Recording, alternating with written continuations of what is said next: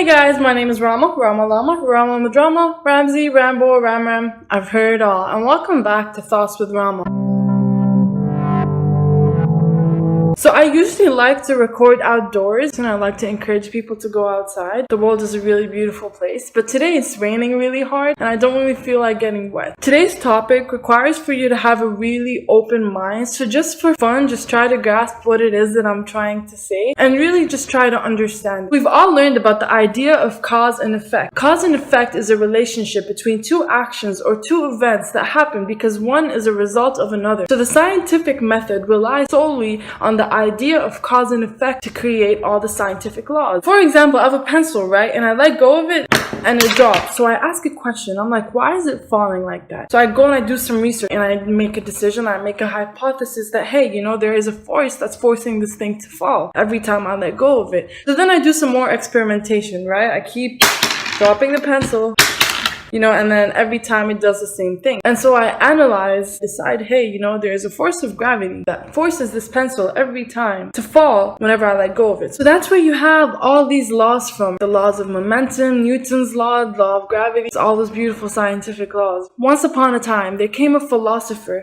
Philosophers, they like to question everything. They're always like, what makes you think so? Why? And so there came this one great philosopher. His name was David Hume. And he decided to question science. He's like, okay, sure, there's a cause and effect. So what makes you think that the next time you perform that same event, it will react the same way? And so the scientist says, well, what do you mean? Every time I drop this pencil, it's gonna fall. The law of gravity is gonna push it down. And he's like, well, how do you know? And he goes like, well, because I've done it before and it just, look.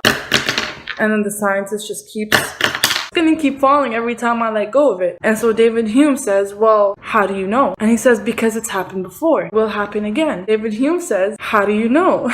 The idea is that we rely on the future being the same way it was in the past. And that's the problem of induction. How do we know what's gonna happen tomorrow? And then someone will answer, well, because it happened the same way yesterday. And then I will tell you, well, or David Hume will tell you, how do you know? So I could drop this pencil every day for 10 minutes a day and it will keep falling down, and then one day it will shoot across the room and now it's gone. It's this whole idea that yes, even though science has shown us that things will happen repetitively, you can never really know because you don't know what the future holds. And then I thought about it. If our world is based off nature, the nature did exist before we did. We built the world that we have today. Then how do you know that nature is always going to react the same way that we expect it to react? How do we know that the cause for which something is happening is actually the cause that's causing this thing to happen? So if I say that it's gravity dropping this, I think it's gravity. What if nature doesn't think it's gravity? How do you know that the things that happen around you are for the reason that you think they happen? Someone acts a certain way, or when someone does something or says something, then how do you know the reason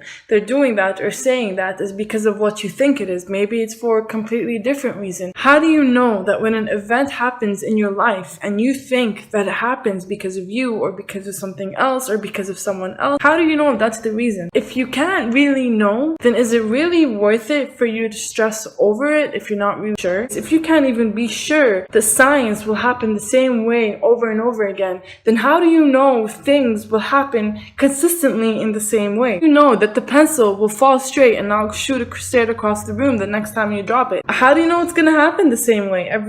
Sure, it's happened the same way for the last 10 years, for the last 50 years, for the last 100 years, for the last 200 years. But how do you know it's gonna happen that way tomorrow? If that is the case, then can we really rely on the past to dictate how the future is going to be? We all go to sleep expecting tomorrow to be like yesterday, right? But how do we really know that it's going to be like that? How do you know that your life cannot change in just one day? If you have had some bad experiences with some people or with some events or some other different things, how do you know that the next time you put yourself out there, it's going to be the same way? How do you know the next time you do anything, it's going to be the same way as the time you did it before? How do you know that your life is going to go the way that it is planned? So if you don't really know what the future holds, then is it fair to dictate your future based off how your past was? If you have had a lot of bad experiences, if you've been hurt so many times, it's fair to decide the rest of your life is going to be that way only because you had a few years of it? It doesn't matter, right? Because you don't know what's going to happen tomorrow. You could achieve everything that you've ever wanted in the next year. Something could happen that could change your life for the better tomorrow. There's so much that is possible, so much that could happen. Because if there's a small possibility that science could not happen the way that it did yesterday, then there's a very big possibility that your life will not go the way that it already has went. So why not just believe in life, believe in yourself, and just know that you're going to be okay. At least that's how I chose to interpret what David Hume has said. Thank you guys for coming to watch. Take care. Peace out. I love you. It's gonna be some mad things, yo.